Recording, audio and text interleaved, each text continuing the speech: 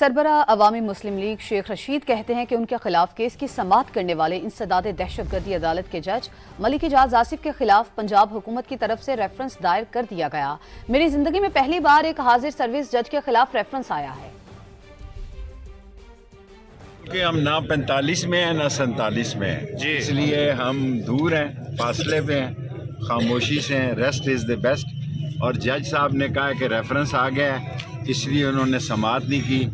اور یہ میری زندگی کا، سیاسی زندگی کا پہلا واقعہ ہے کہ ایک سٹنگ جج کے خلاف، جو کہ تاریخی کردار کا مالک ہے اور جس کے کردار پہ قوم کو فخر ہے، اس کو 30 تاریخ انہوں نے ایڈجرن کر دی ہے، کیونکہ ریفرنس یہ آیا کہ یہ کیس نہیں سن سکتے۔ سربراہ عوامی مسلم لیگ شیخ رشید کہتے ہیں کہ ان کے خلاف کیس کی سماعت کرنے والے انسداد دہشت گردی عدالت کے جج ملک اعجاز آصف کے خلاف پنجاب حکومت کی طرف سے ریفرنس دائر کر دیا گیا۔ میری زندگی میں پہلی بار ایک حاضر سروس جج کے خلاف ریفرنس آیا ہے۔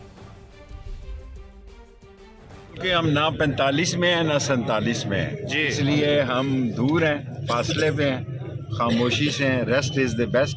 اور جج صاحب نے کہا کہ ریفرنس آ گیا ہے، اس لیے انہوں نے سماعت نہیں کی۔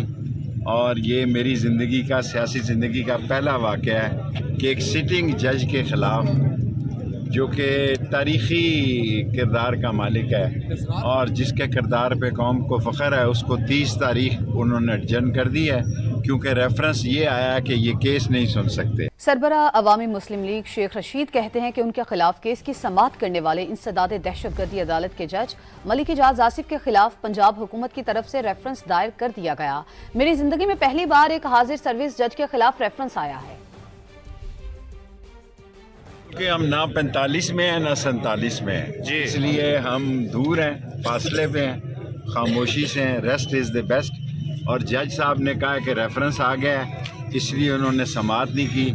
اور یہ میری زندگی کا، سیاسی زندگی کا پہلا واقعہ ہے کہ ایک سٹنگ جج کے خلاف، جو کہ تاریخی کردار کا مالک ہے اور جس کے کردار پہ قوم کو فخر ہے، اس کو 30 تاریخ انہوں نے ایڈجرن کر دی ہے، کیونکہ ریفرنس یہ آیا کہ یہ کیس نہیں سن سکتے۔